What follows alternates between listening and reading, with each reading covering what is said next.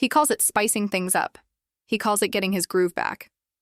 But if you look closely at the footage, if you really pay attention to what is happening in the Johnston household, Trent's bizarre midlife crisis is becoming more desperate by the day. And it is not just embarrassing to watch. It is pushing his wife to the breaking point. We have watched Trent and Amber build a life together for years, but recently, the foundation of that life looks shakier than ever. From the impulsive career changes to the dangerous toys, and the cringeworthy attempts to prove his virility on national television, Trent is spiraling. This isn't a fun phase. This is a man terrified of aging, acting out in ways that are selfish and destructive. And on the other side of every manic episode is Amber, looking exhausted, looking miserable, and looking like she has finally had enough. If you want to stay ahead of the curve and hear the unfiltered truth about what is really happening behind the scenes of Seven Little Johnstons, make sure you hit that like button right now and subscribe to the channel. We dig deeper than anyone else to bring you the reality behind reality TV. You do not want to miss our upcoming exclusive reports on the future of the show, so turn on those notifications. To understand why this situation has become so toxic, we have to look past the surface. On the show, the producers frame Trent's behavior as the fun dad finally getting some time for himself. The narrative they feed us is simple. The kids are growing up, the nest is emptying, and Trent is just exploring new hobbies. They play upbeat music while he tries yoga, or sells cars, or buys a motorcycle. It is designed to make you laugh. But when you strip away the editing and the laugh tracks, what you are left with is a picture of deep insecurity. We have seen clips of Trent trying to be playful, but there is a frantic energy to it now that wasn't there before. It feels forced. It feels like a performance. And the person forced to sit in the front row of this terrible performance is Amber. For the first 10 minutes, it seems harmless. He wants to try pole dancing. He wants to spice up the bedroom. He wants to sell cars because he loves engines. Sure, on paper that sounds like a man reinventing himself, but context is everything. We have to remember who we are dealing with. This is a man with a significant history of health issues, specifically regarding his hips and back. This is a man who has a family that relies on him. And yet his choices are becoming increasingly reckless. This brings us to the darker interpretation of what we are seeing, specifically the recklessness that is keeping Amber up at night. Let's talk about motorcycles. This isn't just a cool new toy. In the context of Trent's medical history, this is a massive red flag.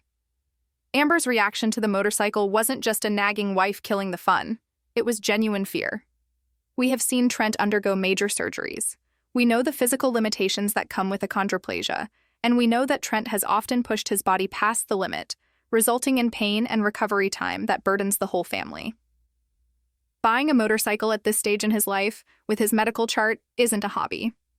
It is a reckless disregard for his family's well-being. When he revs that engine, he isn't thinking about what happens if he crashes. He isn't thinking about who will have to nurse him back to health for 6 months. He's only thinking about the adrenaline rush that makes him feel 25 again. Amber knows this. You can see it in her eyes every time he brings up a new physical challenge or a dangerous purchase.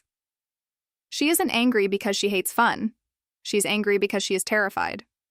She is the one who holds the family together when Trent breaks himself. And right now, Trent seems determined to break himself just to prove he is still a tough guy. It is a level of selfishness that is hard to watch. He is prioritizing his ego over his wife's peace of mind. Every time he gets on that bike, he is telling Amber that his need for a thrill is more important than her security. But the physical danger is only half of the problem. The other half is the sheer humiliation factor. We need to have a serious conversation about the cringe factor of Trent's recent antics, specifically regarding their intimacy and his attempts to be sexy. The pole dancing episode was perhaps the most painful piece of television in the history of the show. The producers tried to edit it as a spicy, romantic adventure for a longtime couple. But let's analyze body language. Look at Amber. Really look at her face during those scenes. That is not the face of a woman who is turned on. That is not the face of a wife who is swept off her feet by her husband's spontaneity. That is the face of a woman who is mortified. She smiles, yes, but the smiles are tight. They don't reach her eyes. She laughs, but it's a nervous, deflective laugh. She is embarrassed. Trent is gyrating, making suggestive comments, and acting like a frat boy, and Amber is essentially managing him like he is one of the toddlers. It shifts the dynamic of their marriage from a partnership of equals to a mother-child relationship. She is indulging him, tolerating him, hoping that if she plays along, he will get it out of his system. But he isn't getting it out of his system. He is ramping it up. This behavior creates a massive wedge in a marriage. Intimacy requires respect, and it is very hard to respect a partner who is making a fool of himself for attention. Trent's desperate plea for validation, "Look at me, look how flexible I am, look how young I act," is actually having the opposite effect. It is unsexy. It screams of insecurity. Women are generally attracted to confidence and stability, not a man-child flailing around trying to recapture a youth that is long gone. By trying so hard to prove he is still a virile, exciting lover, Trent is highlighting exactly how insecure he feels about his age. And Amber is left to clean up the emotional mess. The narrative of the show tries to tell us that Amber is being a stick in the mud, or that she needs to loosen up. But that is gaslighting the audience. Amber is the only adult in the room. She is watching her husband transform into a stranger who makes bad financial decisions, risks his health, and humiliates her in public. There is a scene where Trent is talking explicitly about their intimacy life, making jokes that clearly make Amber uncomfortable. She tries to shut it down, but he keeps going. He thinks he is being charming. She thinks he is being disrespectful. That disconnect is fatal for a marriage. If you cannot read your partner's discomfort, or worse, if you ignore it because you want to be the center of attention, you are eroding the trust in the relationship. We also have to look at the career pivot. Selling cars. Again, on the surface, maybe he just wanted a change. But look closer. Being a car salesman is all about the hustle, the charm, the flash. It is a job that feeds the ego. It puts Trent in a position where he has to perform, where he has to be the cool guy to close the deal. It aligns perfectly with this midlife crisis persona he is crafting. He wants to be the guy who knows about engines, the guy who rides the motorcycle, the guy who can talk you into a deal. It is all surface-level validation. He is chasing the dopamine hit of being admired by strangers because perhaps he feels he isn't getting enough admiration at home. But why isn't he getting it at home? Because his behavior at home is exhausting his wife. It is a vicious cycle. He acts out to get attention. Amber pulls away because it is annoying. So he acts out even more dramatically to bridge the gap, which only pushes her further away. There is a palpable tension in the newer seasons that wasn't there before. In the early days, Trent and Amber felt like a united front. It was them against the world. They tackled raising 5 children with dwarfism. They navigated health scares. They dealt with financial pressures, together. Now it feels like 2 people living parallel lives. Amber is focused on the kids, on the house, on the reality of their future. Trent is focused on Trent. He is focused on his image. He is focused on his thrills. Think about the message this sends to their children. They are watching their father behave like a teenager. They are watching their mother carry the emotional load. It disrupts the family hierarchy. Trent should be the patriarch, the stabilizer. Instead, he is becoming the chaotic element that the rest of the family has to manage. Amber is now raising 5 young adults and 1 40-year-old teenager. The fatigue on her face is real. It isn't makeup. It isn't bad lighting. It is the soul-deep exhaustion of a woman who realizes that the man she married is disappearing, replaced by this needy, reckless version of himself. Let's go back to the motorcycle for a moment because it is the perfect metaphor for this entire crisis. A motorcycle offers freedom. It offers an escape. It is solitary. When you are on a bike, you can't hear anyone else. You are in your own world. Is that what Trent is looking for? An escape from the noise of his life? An escape from the responsibilities of being a husband and a father? It suggests that he is feeling trapped. And if he feels trapped, he is going to keep lashing out until he breaks free. But the cost of that freedom is his marriage. Amber cannot live on the back of his bike forever, holding on for dear life while he drives recklessly into traffic. Eventually, she is going to want to get off. The fun dad act is wearing thin. We, the audience, can see through it. And more importantly, Amber sees through it. She knows the difference between genuine joy and manic overcompensation. Trent is overcompensating for something deep and dark inside him, a fear that his best days are behind him, a fear that he is no longer relevant. But instead of talking to his wife about these fears, instead of going to therapy, instead of finding constructive ways to handle the aging process, he is buying toys and acting out. He is treating his life like a playground, but he is forgetting that real people, his wife, his children, are the ones who will get hurt when he inevitably crashes. And this brings us to the edge of the cliff. If this behavior was just a phase, it would have passed by now. But it isn't passing. It is escalating. The stunts are getting bigger. The purchases are getting more expensive. The disregard for Amber's feelings is getting more blatant. We are watching a slow-motion train wreck. We are watching a man systematically destroy the respect his wife has for him, all in the name of a midlife crisis that he refuses to acknowledge. He calls it living his best life. But from where Amber is standing, it looks a lot like he is destroying theirs. The producers of the show want us to think this is all just quirky family fun. They want us to laugh at Trent's yoga pants and his pole dancing attempts. They want us to cheer for his new motorcycle. But we are not buying it anymore. We see the cracks in the foundation. We see the pain behind Amber's forced smiles. We see a marriage that is being stretched to its absolute limit. And the terrifying thing is, Trent doesn't seem to notice. He is so wrapped up in his own world, in his own quest for youth and excitement, that he is blind to the fact that his wife is checking out. This is not just about a motorcycle or a career change. This is about a fundamental shift in values. Amber values stability, safety, and partnership. Trent currently values adrenaline, attention, and ego. Those two sets of values cannot coexist forever. Something has to give. And based on the trajectory we are seeing, what is going to give is the marriage itself. As we move deeper into this analysis, we have to start asking the uncomfortable questions that the show refuses to answer. Why is Trent so desperate to change everything about his life? Why is the approval of his wife no longer enough for him? Is there something else going on here? Is there a reason he is suddenly so obsessed with his physical appearance and his cool factor? This leads us into territory that is often whispered about in fan forums, but rarely addressed directly.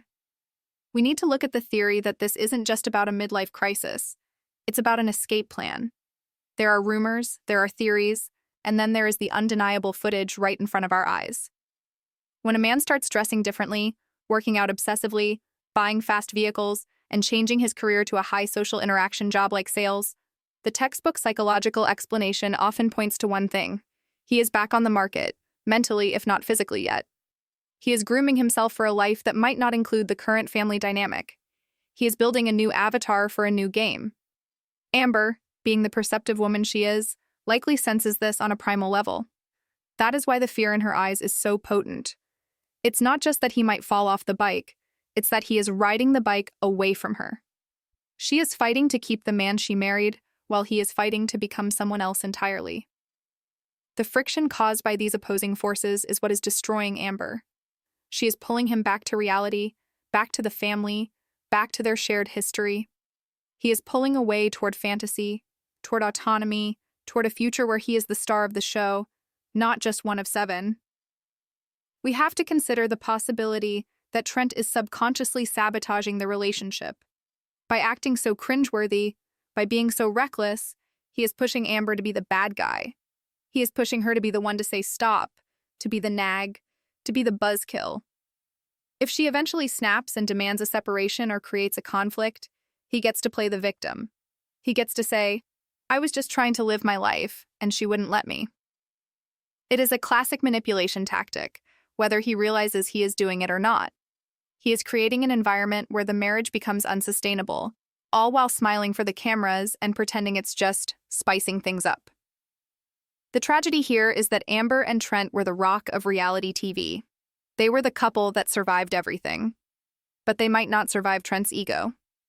This midlife crisis is a beast that is eating away at the trust and intimacy they spent decades building. And as we continue to watch, we have to wonder, how much more can Amber take? How many more embarrassing episodes? How many more dangerous stunts? How many more dismissive comments before she decides that the fun dad is actually a bad husband? But hold on, because what we have discussed so far is just what is visible on the surface. If you dig into the insider chatter and look at the timeline of events, a much more disturbing theory begins to emerge. A theory that suggests this isn't just about boredom or aging, but about a specific, targeted desire to impress someone who isn't Amber. We have to look at the darkest timeline, the theory that is circulating in the deepest corners of the fanbase and among those who claim to have insider knowledge of the production. What if this isn't a midlife crisis at all? What if midlife crisis is just the convenient label Trent is using to mask a much more calculated strategy? We need to talk about the escape theory. This theory posits that Trent isn't trying to spice up his marriage with Amber. He is actively trying to exit it. When a man who has been a dedicated father and husband for 2 decades suddenly wakes up and decides he needs to be a leather-clad biker with a dangerous job and a provocative new attitude, he isn't looking for a spark. He is looking for a door. He feels trapped by the family man image that has been crafted for him by the show and by his life choices. He feels suffocated by the routine, by the constant demands of parenting 5 children, by the cameras that document his every move. And in this suffocating environment, he has convinced himself that he is still a young, desirable bachelor trapped in a 40-year-old father's life. We are hearing insider reports and seeing exclusive theories surfacing that suggest Trent's behavior is a classic smoke signal. A smoke signal that says, "I am available." Look at the transformation. The weight loss, the sudden obsession with grooming, the tight clothes, the need to be seen as cool and sexually viable on national television. Psychology 101 tells us that when a husband suddenly overhauls his appearance and picks up dangerous, high-adrenaline hobbies, he isn't usually doing it to impress the wife who has seen him in his sweatpants for 20 years. He is doing it to impress someone else. Now let's be clear, we don't have photos, but the speculation is running wild. There are whispers that this behavior is a classic peacocking display. Who is he peacocking for? The internet is ablaze with the theory that Trent's wandering eye has finally led him astray. Think about the car dealership. It is the perfect cover. It offers long hours away from home. It offers a constant stream of new people. It offers the hustle excuse for missing dinner or coming home late.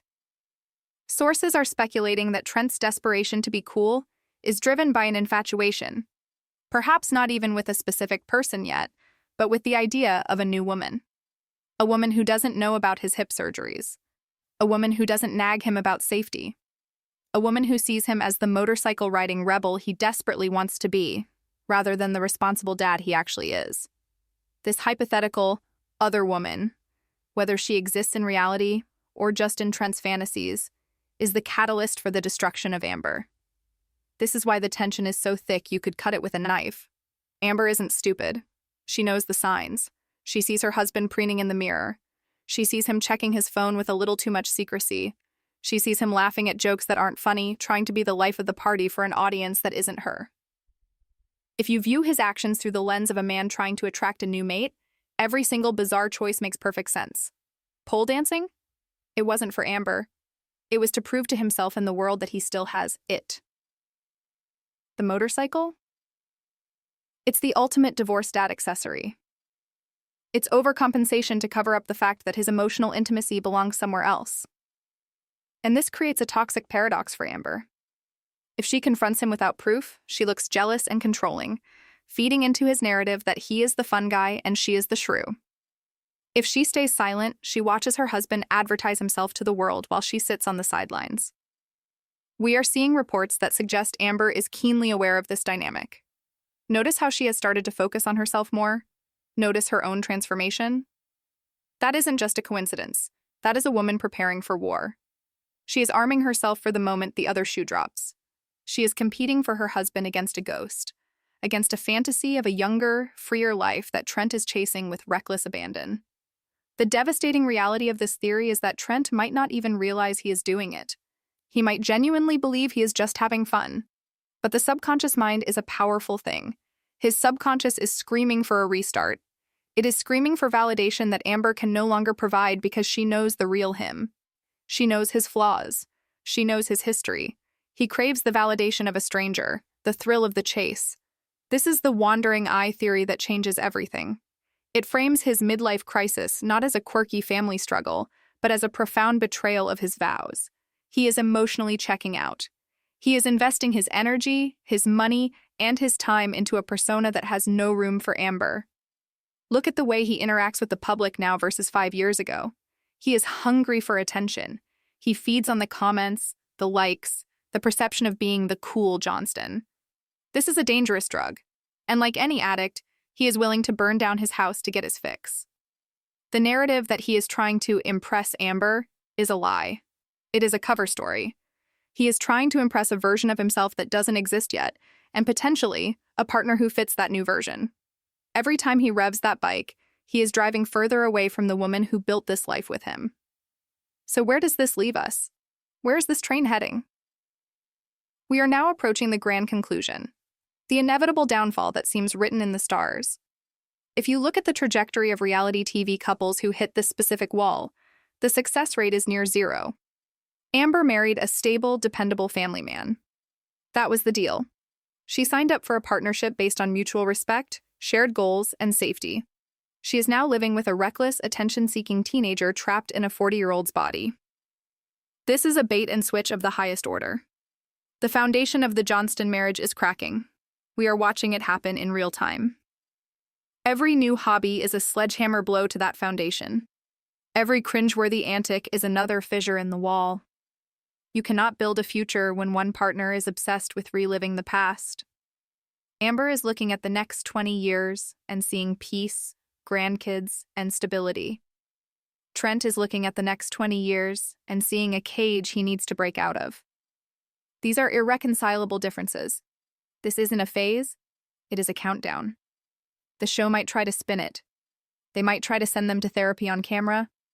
They might try to create a renewal of vows arc to band-aid the wound. But the damage is done. The respect is gone. You can see it in Amber's body language. Once a woman loses respect for her husband, once she sees him as a child she has to manage rather than a man she can lean on, the romantic relationship is effectively dead. It becomes a business arrangement. It becomes a co-parenting agreement. But marriage? The passion? That has been sacrificed on the altar of Trent's ego. Trent's actions are unsustainable. Eventually, the adrenaline will fade, or worse, the recklessness will result in a serious accident or a public scandal that cannot be edited away. When that happens, Amber will be the one left to pick up the pieces, and she will likely decide that the price of admission is no longer worth it. She has her own life, her own career, her own strength. She does not need Trent to define her. And as Trent continues to spiral, continues to chase this phantom youth, he is making it easier and easier for her to walk away. The sad truth is that Trent is destroying the very thing that made him a star. People fell in love with the Johnstons because they were a relatable, loving, solid family unit. By blowing that up in pursuit of a motorcycle-riding, pole-dancing fantasy, Trent is alienating his audience and his wife simultaneously. He is trading a legacy of love for a moment of cheap validation. The Fun Dad Act is a tragedy in disguise. It is the prologue to a divorce. Amber has had enough. We can see it, we can feel it, and soon, the whole world will know it. The cracks are too wide to paint over. The silence in their eyes speaks louder than any producer-driven dialogue. Trent Johnston is driving his marriage off a cliff, and he is doing it with a smile on his face, thinking he is just taking a joyride. But when the crash comes, and it is coming, he will realize that he left the only person who truly mattered back at the starting line. This is the beginning of the end for the Seven Little Johnstons as we know them. The countdown to the divorce announcement has already begun. The only question is, who will be brave enough to sign the papers first? Stay tuned, because as this season progresses, we are going to see these theories confirmed one by one. The mask is slipping. The reality is breaking through. And it is not going to be pretty. This is the destruction of a marriage, captured in high definition for our entertainment. And it is the most heartbreaking, infuriating, and compelling story on television right now. Don't look away because the crash is imminent.